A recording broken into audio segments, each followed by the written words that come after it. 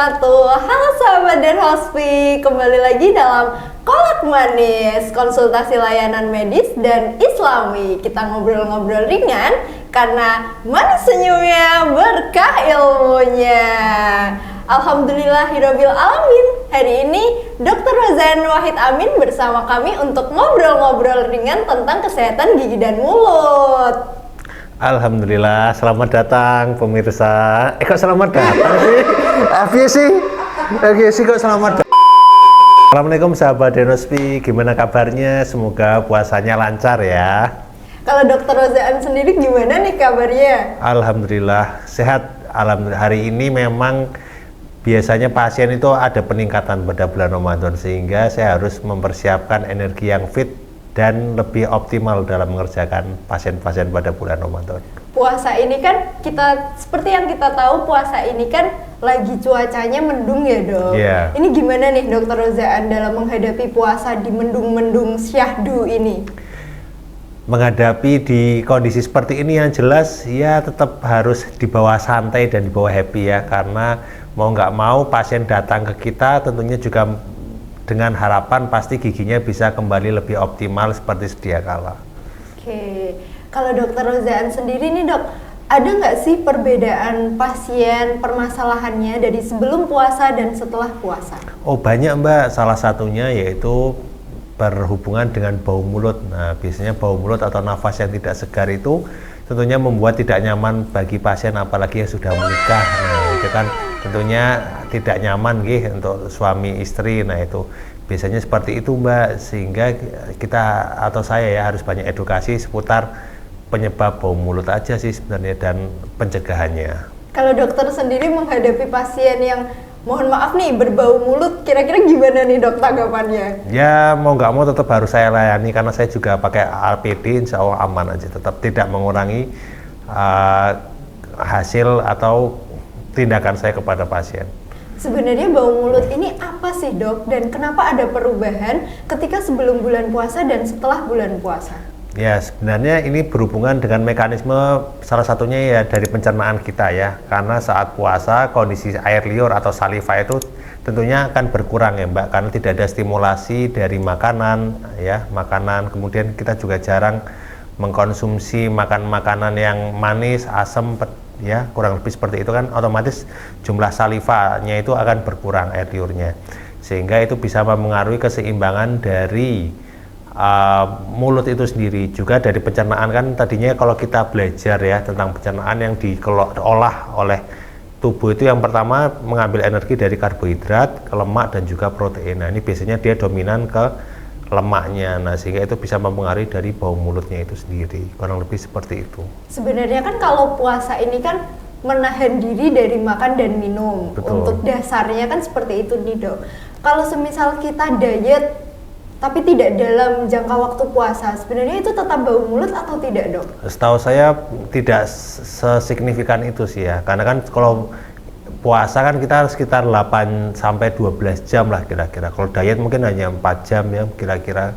Mungkin dia bisa diseloni minum. Nah kalau puasa kan kita tanpa minum juga kan, makan dan minum. Kalau diet mungkin dia boleh minum air putih, sehingga ya tidak terlalu berpengaruh, kurang lebih seperti itu. Berarti memang karena kita sedikit lebih jarang makan dan ngemil selama puasa itu yang menyebabkan bau mulut ya dok? Iya, salah satunya. Secara itu tidak langsung karena produksi saliva menurun, seperti Iya. itu ya dok ya? Iya. Nah, kalau Dokter Rozan sendiri kira-kira gimana sih dok caranya, dan hal itu tuh normal nggak sih untuk kita? Sebenarnya bau mulut itu sendiri tidak kondisi yang normal ya menurut saya.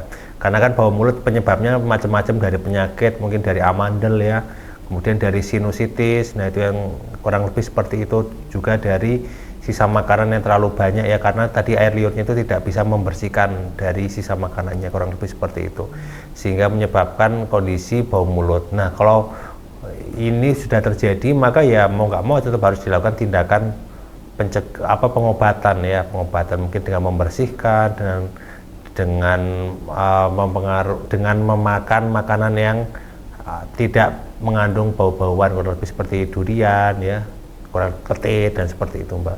Kalau penyakit bawaan mungkin yang paling umum di Indonesia ini kan memang amandel ya, Iya, Dok? Dan amandel. kasusnya kan bisa terbilang banyak sekali di Indonesia ya, Dok. Nah, itu ada tindakan pencegahannya nggak sih, Dok, supaya penyitas-penyitas amandel atau penyakit bawaan ini juga bisa mengurangi resiko bau mulut? Ya paling nggak kita harus dideteksi ya, kemungkinan penyebabnya kan dari bau mulut yang tidak sedap. Nah itu harus dideteksi dulu, mungkin sebagai orang tua ya, kalau punya anak, biasanya kan pada anak. Nah bisa dilihat dulu orang tuanya ngecek kira-kira kayak gimana sih sebenarnya keluhannya anaknya. Mungkin anaknya diem aja karena takut ke dokter kan wajar ya. Nah tapi kalau memang udah digali-gali kemudian dicek, oh ini kok giginya bagus, nggak ada apa kuning-kuning ya, tapi kok itu, dan mungkin bisa datang ke dokter gigi salah satunya atau mungkin ke dokter THT, kurang lebih seperti itu. Kalau kasus yang paling sering nih, Dok, tentang bau mulut ya, lebih sering mendapat kasus tentang penyakit bawaan atau karena makan makanan yang berbau tajam? Sejauh ini sih yang makan berbau tajam, Mbak. Kalau bawaan tuh jarang ya, apalagi kalau saya kan dokter gigi umum ya, nggak terlalu banyak sih untuk pasien seperti itu. Tapi memang kalau puasa itu harusnya benar-benar dihindari atau dikurangi nih, Dok? Lebih baik dikurangi ya, dikurangi. Kalau dihindari, kalau dia memang nggak suka ya nggak apa-apa. Tapi kalau memang dia sudah sering makan kayak durian, kemudian pete udah sering, ya mungkin bisa dikurangi aja intensitasnya. Untuk sahabat dan hospice semua, jadi tidak ada larangan ya. Semisal kita ingin berbuka dengan jengkol atau pete atau mungkin dawet durian. Wah, itu suka nggak, Dok, kira-kira sama dawet durian? Saya juga suka sekali itu. Nah, tidak ada larangan ya teman-teman, tapi memang harus kita bisa menjaga kesehatan gigi dan mulut, terutama kebersihannya ya, Dok. Betul, ya. betul. Kalau cara untuk membersihkannya, kalau menurut dokter tuh yang paling efektif menggunakan apa sih, Dok? Menggunakan sikat gigi dan juga pasta gigi ya, itu juga kita perlu menggunakan itu minimal 2 kali sehari. Bahkan Rasulullah sendiri juga sikat gigi ya minimal 5 kali sehari. Rasulullah tuh bersiwak ya kurang lebih minimal 5 kali sehari, kan juga ada hadisnya, sudah pernah dengar, Mbak? Belum. Oh ya kan, yang artinya ya seandainya tidak memberatkan umatku, maka akan kuperintahkan bersiwak setiap kali akan sholat ya. Jadi kan kita sholat wajib minimal 5 kali ya, jadi Rasulullah juga bersiwak atau membersihkan mulut ya minimal 5 kali dalam 1 hari. Tapi kan kemudian ada juga yang tanya, itu kan siwak pakai bahan alami, sedangkan sikat gigi kita pakai bahan yang sudah kimia lah, kurang lebih dari nilon. Nah itu apakah sama? Nah itu sebenarnya titik kritisnya adalah sama, karena fokusnya adalah membersihkan gigi, cuman beda alat aja. Masya Allah sekali. Jadi memang sunnah Rasul ini pasti ada manfaatnya ya, Dok. Betul, betul. Terutama bersiwak itu kan kita tidak hanya menjalankan sunnah Rasul, tapi juga satu bentuk untuk menjaga kebersihan gigi dan mulut. Begitu ya, Dok ya? Ya betul. Maka buat sahabat Denoswi jangan lupa untuk menjaga kesehatan gigi dan mulut dengan cara menyikat gigi minimal 2 kali sehari dan juga kontrol ke dokter gigi minimal 6 bulan sekali. Oh iya, Dok, saya tuh ada keluhan nih, tapi ini juga saya rasa keluhan yang wajar, teman-teman semua juga rasain nih, Dok. Nah kita kalau di bulan puasa, kita kan lebih sering pengen makan takjil yang manis-manis nih ya, Dok. Sebenarnya boleh nggak sih untuk gigi? Boleh saja, yang penting nanti dilakukan pembersihan, dibersihkan. Kita mau makan yang manis, mau makan yang pedas, yang gurih itu enggak apa-apa, yang penting kan dibersihkan. Cuman kalau berlebihan itu sekali lagi tidak baik ya untuk tubuh, apalagi untuk gigi. Terlalu asam juga kan otomatis merusak gigi, Mbak Anin. Nah kalau untuk gigi sensitif ya, Dok, biasanya kan kalau kita makan makanan yang terlalu manis atau terlalu asam, itu kan ada gejala gigi sensitif. Itu kan biasanya lebih parah ketika Ramadan. Kalau dokter menanggapinya bagaimana, Dok?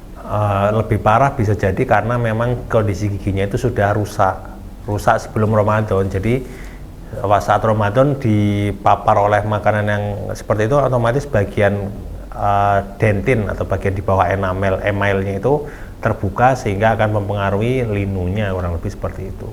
Ini jujur ya, Dok ya, kan kalau semisal kita berpuasa abis buka kan udah kenyang, terus kita bersiap untuk sholat taraweh. Kadang itu kalau sudah sholat taraweh kita tuh merasa lelah gitu, scroll handphone dulu, lihat sosial media, terus tiba-tiba ketiduran.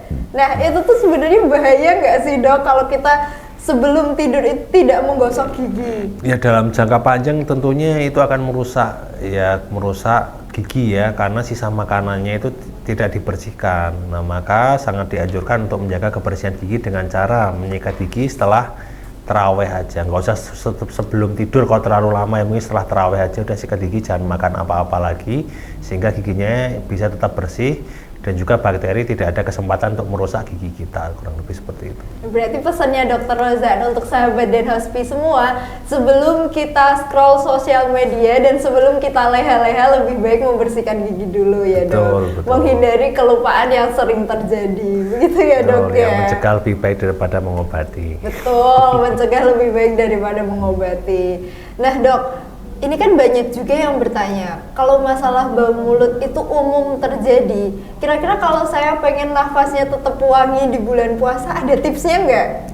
Tipsnya ya tetap saat sebelum menjalani ibadah puasa, saat sahur, setelah sahur, ya saran saya tetap menyikat gigi ya, menyikat gigi dan juga menghindari makanan yang berbau ya. Kemudian juga bisa kontrol ke dokter gigi minimal 6 bulan sekali. Itu sebenarnya salah satu tips yang sudah familiar ya di antara kita. Selain itu juga bisa menggunakan obat kumur yang tanpa alkohol, itu lebih aman ya, kurang lebih seperti itu.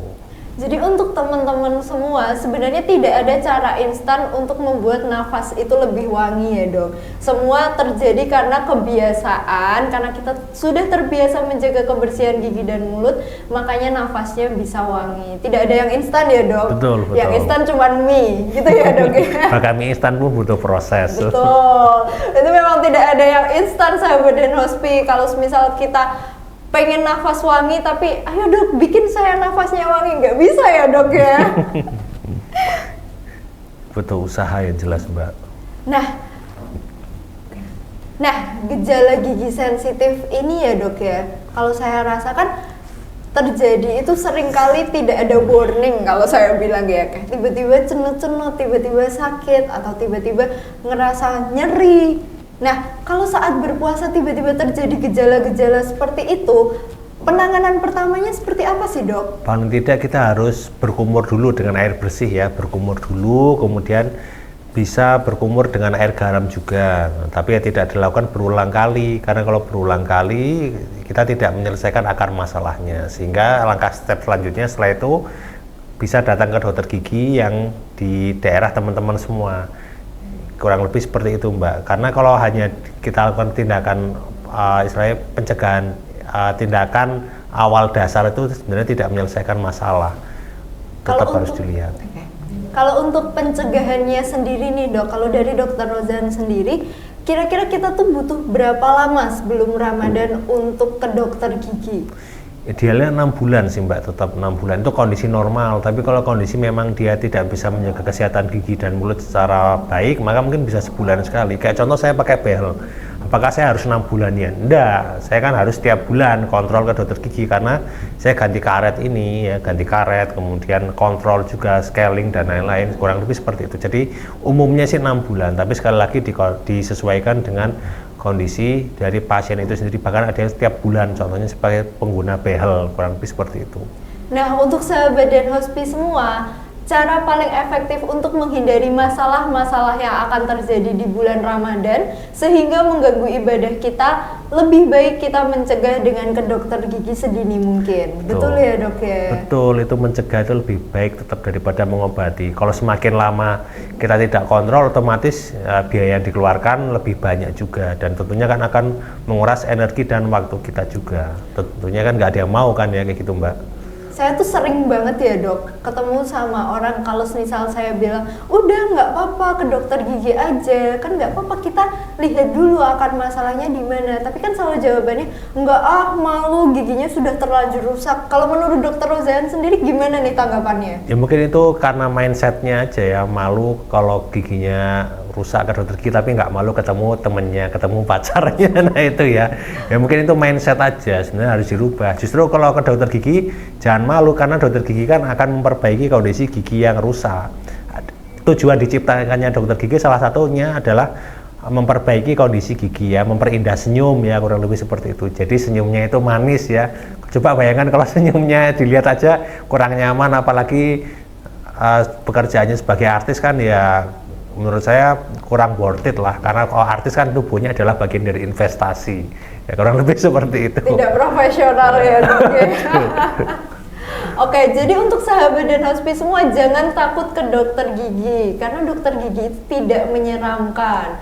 Mungkin bisa dikasih sedikit bocoran nih dok, apa yang akan dilakukan ketika di ruang perawatan? Apakah seseram itu? Kadang kan pemikirannya langsung kayak, oh nanti gigi saya dibor, nanti gigi saya diiniin, nyeri, sakit. Kalau menurut dokter Rozan gimana? Enggak, sebenarnya kan tetap kita melihat kondisi secara umumnya terlebih dahulu. Kalau pasiennya datang kondisi dalam keadaan sehat, ya otomatis kan paling hanya dilihat saja, paling diedukasi, dilakukan pemeriksaan secara normal. Tapi kalau pasien dalam kondisi sudah lemah, ya mungkin nggak bisa jalan, ya buka mulut aja sulit, ya mungkin nanti bisa dilakukan pemeriksaan awal, kemudian kalau memang tidak bisa ditangani di vaskes atau fasilitas kesehatan itu, maka bisa dirujuk ke vaskes yang lain, kurang lebih seperti itu.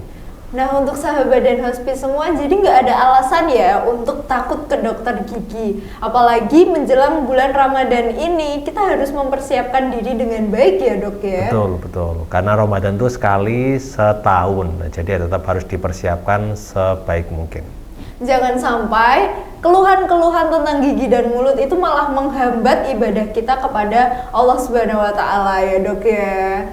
Nah, untuk terakhir nih, pesan-pesan dari Dokter Rozan untuk sahabat dan hospice semua apa nih?